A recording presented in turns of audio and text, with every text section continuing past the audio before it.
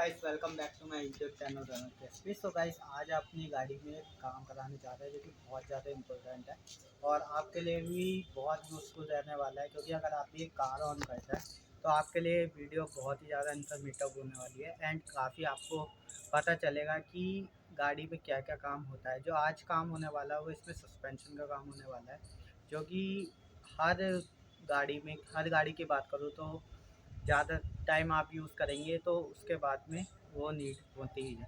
अगर आपको कुछ भी इन्फॉर्मेशन नहीं है सस्पेंशन के बारे में तो आपके लिए वीडियो बहुत ज़रूरी है एंड काफ़ी इन्फॉर्मेशन मिलने वाली है इस वीडियो से।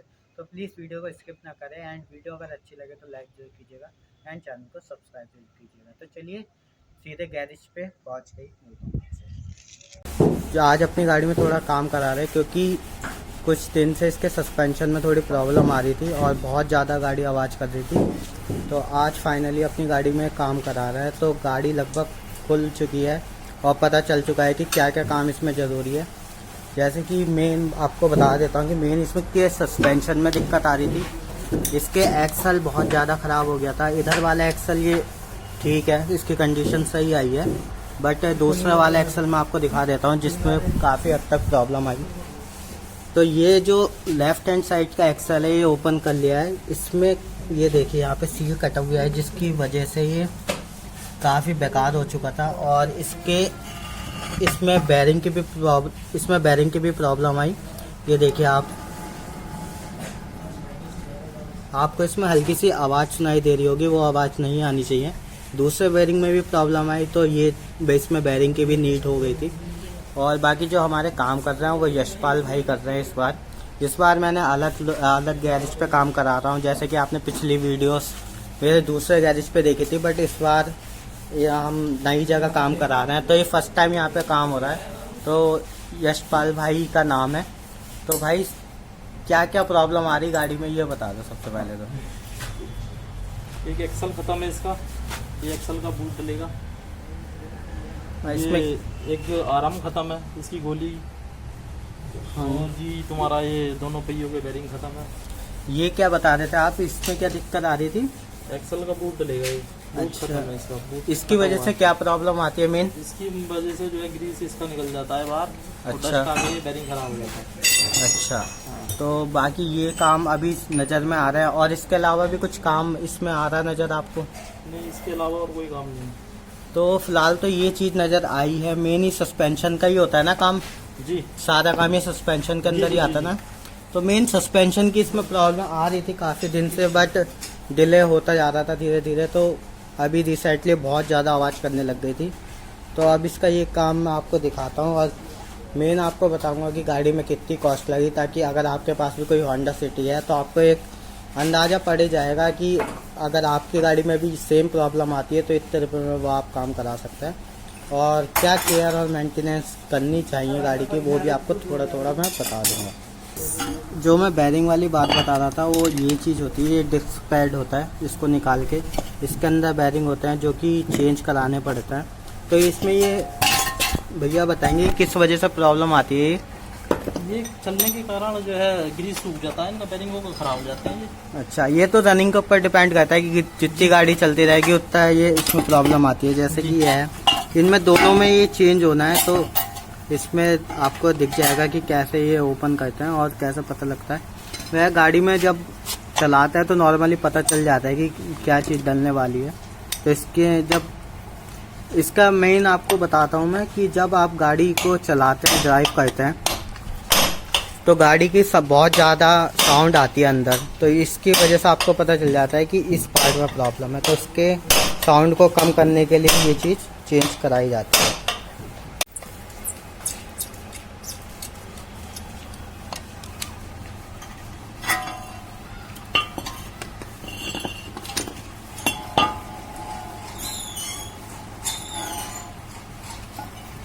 तो आपने देखा होगा कि कितना आवाज़ आ रही है इसके अंदर। ये आवाज़ बिल्कुल भी नहीं आनी चाहिए, जिसकी वजह से गाड़ी में अगर आप चारों शीशों को भी अगर आप कर लेते हो, मतलब चारों शीशे क्लोज करने के बाद भी गाड़ी के रोड की बहुत ज़्यादा नॉइस अंदर आती थी, वो इसी वजह से आती थी।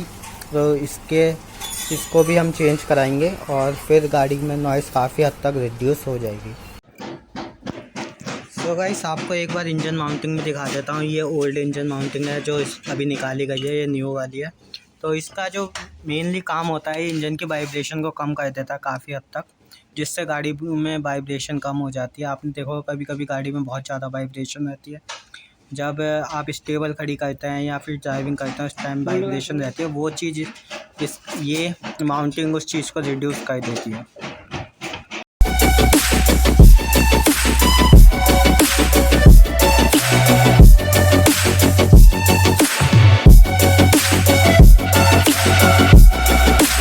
तो गाइस आपको पुराने आरएम और नए आरएम में डिफरेंस बता देता हूँ। आप ये देखिए कि पुराने आरएम में ये चीज़ कितनी कट हुई थी और ये चीज़ इसमें बिल्कुल फ्रेश है। ये नया आरएम है और ये चीज़ भी मैटर करती है काफ़ी हद तक गाड़ी में नॉइज़ कम करने के लिए। और जो बाकी जो सामान डल रहा है, ये इसकी एक रबड़ है, ये मैं बता दूँगा अभी आपको कि किस काम में आती है। तो ये किस काम में आती है भाई रबड़?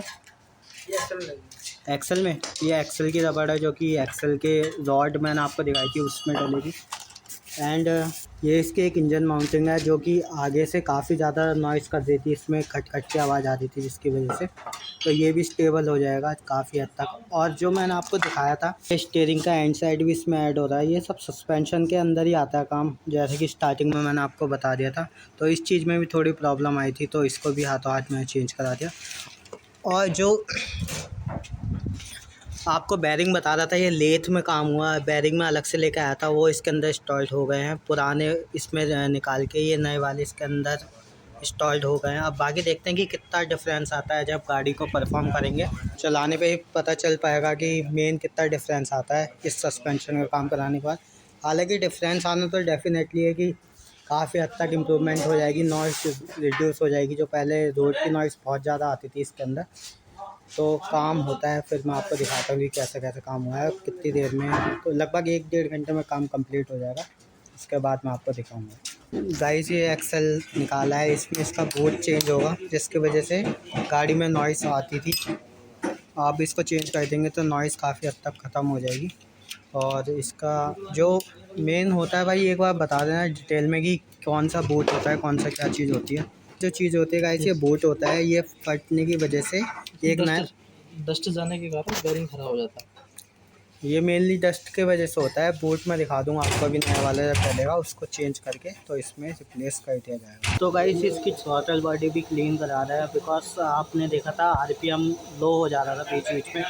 जब गाड़ी स्टेबल खड़ी होती थी तो आरपीएम 1000 से नीचे चले आता था, तो इसकी वजह से वो प्रॉब्लम थी। तो देखते हैं कि इसकी सफाई करा के उस प्रॉब्लम का सॉल्यूशन हो पाता है या नहीं हो पाता। वो तो साफ़ करके तब मैं बता पाऊँगा कि आपको कि आरपीएम स्टेबल हुआ है या नहीं हुआ है। तो देखते हैं इस चीज़ का सॉल्यूशन हो पाता है या नहीं हो पाता है।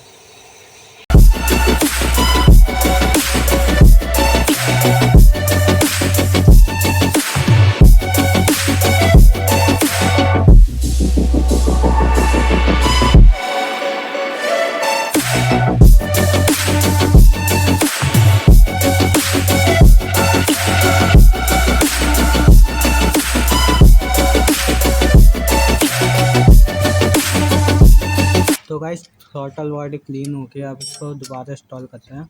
आप तो देख लीजिए ऐसी यहाँ पर थ्रॉटल बॉडी की प्लेसमेंट होती है और यहाँ से ही इसको निकाला गया था और इसको अब दोबारा फिट कर रहे हैं ताकि देखते हैं आरपीएम वाला सॉल्यूशन हो पाता है या नहीं हो पाता है। वो तो अब टेस्ट करके पता चलेगा। लगभग सारे फिटमेंट यहाँ पे हो चुके हैं। जो जो हम चीज़ें यहाँ से निकाली गई थी, डिस्क पैड वगैरह, लिंकिंग रॉड वगैरह एंड एक्सल वगैरह, आरएम, वो सब फिट हो चुका है दोबारा। बस लगभग टायर फिट होना रह गया है। इधर लेफ्ट हैंड साइड का भी फिट हो चुका है और राइट हैंड साइड दिखा देता हूँ आपको एक बार। तो राइट हैंड साइड में भी लगभग काम कंप्लीट हो चुका है। आपको मैं दिखा देता हूँ एक बार कहाँ कहाँ पर प्लेसमेंट हो। ये जो ब्लैक कलर का आपको दिख रहा है ये आ रहा है एंड ये चीज़ अभी रह गई है। ये चीज़ अभी न्यू डाली है। ये स्टीयरिंग के यूज़ के लिए होती है मेनली। और यहाँ पे आपको मैंने दिखाया था इसके अंदर बैरिंग डाला था, तो ये सब चीज़ें रिप्लेसमेंट हुई है। तो लगभग काम लगभग फिनिश ही होने वाला है और उसके बाद मैं आपको एक बार ड्राइविंग एक्सपीरियंस दिखा दूँगा कि कैसा कैसा इसमें इम्प्रूवमेंट आया है ये सब काम कराने में और कितनी कॉस्ट पड़ी है वो भी आपको बता दूँगा। तो गाइस काम लगभग ख़त्म हो चुका है, सारे टायर्स वगैरह फिट हो गए हैं। आपको इसमें दिखा देता हूँ एक बार, इधर का भी टायर वगैरह सारा फिटमेंट हो चुका है। अब बाकी ये इसके फाइनल ड्राइव करके देखते हैं कि ड्राइविंग करने में कितना पहले से डिफरेंस आता है, कि कितनी इम्प्रूवमेंट हुई है इसमें, क्योंकि लगभग सस्पेंशन का काफ़ी हद तक इसमें काम हुआ है। तो अब फाइनली ड्राइव करके देखते हैं क्या इम्प्रूवमेंट है।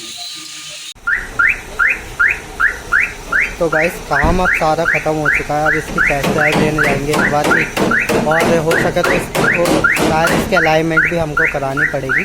सस्पेंशन के काम के बाद अलाइनमेंट बहुत ज़्यादा ज़रूरी हो जाता है, तो इसकी अलाइनमेंट करा के हो सकेगा तो अलाइनमेंट भी आपको दिखा दूँगा कि किस तरीके से अलाइनमेंट होती है गाड़ी की। बाकी सारी चीज़ें आपको शो कर दूँगा। सारा सस्पेंशन का काम होने के बाद में अब अलाइनमेंट कराने की बहुत ज़्यादा नीड होती है। जैसे कि सस्पेंशन के काम के बाद अलाइनमेंट कराना ही पड़ता है, तो अब अलाइनमेंट कराने आए हैं अपनी गाड़ी का, और अलाइनमेंट करा के बाकी तो सब सारा काम ठीक ही हुआ है। बट शॉकर में जो मैंने बताया था आपको, उसमें से हल्की सी आवाज़ अभी रह गई है, तो आई थिंक कुछ टाइम के बाद में शॉकर रिप्लेसमेंट करवाने पड़ेंगे। फ़िलहाल कोई इतना बड़ा इशू नहीं आ रहा अभी भी, तो फ़िलहाल अलाइनमेंट करा के काम चल जाएगा। तो गाइस आपको एक बार दिखा देता हूँ कि ऐसी कुछ मशीनरी होती है अलाइनमेंट करने के लिए, जिसको प्योरली कंप्यूटर से ही सेट किया जाता है सब कुछ। और ये शाबिश भाई हैं जो यहाँ पे सारा वर्क देखता है। तो शाबिश भाई एक चीज़ बताइए आप कि अलाइनमेंट से कितना फ़ायदा होता है, और क्या क्या अलाइनमेंट कोई अगर नहीं कराता तो क्या क्या नुकसान उससे उठाना पड़ता है, थोड़ा इस बारे में बताइए। क्योंकि फायदा तो भैया बहुत है इससे। तुम्हारी गाड़ी का टायर नहीं खाएगी, गाड़ी इधर उधर को नहीं भागती है, गाड़ी का सस्पेंशन ठीक रहती है, सीधी चलती है। और भाई फायदे हैं, गाड़ी के शोकर वोकर भी बचे रहते हैं इससे। नुकसान क्या है सबसे ज़्यादा, ये बताइए। टायरों का नुकसान है सारा, स्टीयरिंग का नुकसान है, अच्छा। ऑयल भी खत्म हो जाता है। 10,000 में टायर चढ़ जाए। तो गाइस आप भी अगर अलाइनमेंट बेसिकली अपनी सर्विस कराते हैं तो बीच बीच में अलाइनमेंट कराते रहिए, क्योंकि बहुत ज़्यादा आपको भारी नुकसान उठाना पड़ सकता है। सस्पेंशन में काफ़ी दिक्कत आ सकती है, और आपके शॉकर्स वगैरह में भी दिक्कत आ जाती है, और टायर तो भाई आपके ख़त्म होने ही होने हैं अगर आपने अलाइनमेंट नहीं किया तो ज़्यादा इतना महंगा खर्चा नहीं होता है अलाइनमेंट का। बट लोग थोड़े से पैसे बचाने के चक्कर में अलाइनमेंट को स्किप कर देते हैं और ऐसी गाड़ी को रफली यूज़ करते हैं। तो आप प्लीज़ ये ना कीजिएगा और अलाइनमेंट कराइएगा टाइम टू टाइम। तो बाकी अलाइनमेंट होने देते हैं, उसके बाद मिलते हैं। फिर हमने गाड़ी को थोड़ी देर ड्राइव किया और चेक किया कि, और देखते हैं कि कहाँ कहाँ से आवाज़ आ रही है। तो गाड़ी को काफ़ी देर हमने यूज़ किया, तो उसके बाद ऐसी तो कोई ख़ास प्रॉब्लम नहीं आई। बट हाँ, शॉकर इसमें आवाज़ ज़रूर आई। जब हमने फाइनल उतर के देखा, टेस्ट किया, तो शॉकर इसमें थोड़ी बहुत प्रॉब्लम रह गई थी। एक्चुअल में चेक किया था तो शॉकर इसकी ऊपर की सील्स कटा हुई थी, जिसकी वजह से वो आवाज़ आ रही थी। तो गाइस इसके शॉकर इसको अभी टाइट करके देख रहे हैं, क्या पता उससे नॉइस रिड्यूस हो जाए। और जो साउंड आ रही है, अभी भी थोड़ी सी साउंड बची है जो क्लियर नहीं हो पा रही, तो देखते हैं कि शॉकर में तो कोई प्रॉब्लम नहीं है जिसकी वजह से साउंड आ रहा है, तो वो चेक करके पता चलेगा। तो शॉकर ओपन करना, उसके बाद देखते हैं क्या स्टेटस रहता है। तो गाइस अपनी गाड़ी का सारा काम ख़त्म हो चुका है, एंड ये नेक्स्ट डे है। प्रीवियस डे में काफ़ी ज़्यादा रात हो चुकी थी, जिसकी वजह से वीडियो शूट नहीं हो पाई। तो ये नेक्स्ट डे है, तो आपको एक बार इन्फॉर्मेशन दे देता हूँ कि अपनी गाड़ी का लगभग सारा काम ख़त्म हो चुका है। एंड मैंने जैसा आपको बताया था कि इसके थोड़े से शॉकर में प्रॉब्लम थी, वो एज इट इज़ अभी भी वैसी है, उसका कोई सॉल्यूशन नहीं निकल पाया। उसका सॉल्यूशन यही है कि हमें शॉकर भी चेंज कराने पड़ेंगे। अब बात आती है मेन कॉस्ट की, कि इस पूरे सस्पेंशन के काम कराने में मेरा कितना खर्चा है। तो गाइस इसमें लगभग मेरा 7,000 रुपये का खर्चा है टोटल। बाकी गाड़ी टू गाड़ी डिपेंड करता है, कि अगर आप जैसे स्कोडा हो गई या वॉल्क्सवैगन हो गई तो इनकी कॉस्ट और ज़्यादा चली जाती है। वहीं अगर मारुति की बात करें तो हो सकता है कि उसकी कॉस्ट थोड़ी कम हो जाती है इस ब्रांड से, बिकॉज होंडा एक मीडियम साइज ब्रांड है जिसके पार्ट्स बीच बीच में आ जाते हैं, ना ज़्यादा एक्सपेंसिव होते हैं एंड ना ज़्यादा चीप होते हैं। तो इसमें मेरा पूरा सस्पेंशन का काम करने में लगभग 7,000 रुपये का खर्चा आया है। एंड इसमें लेबर जो आई है मेरी 1,200 रुपये आई है, प्लस 300 रुपये मेरा टोटल बॉडी क्लीन करने का आया था, 1,200 रुपये लेबर चार्ज आया था।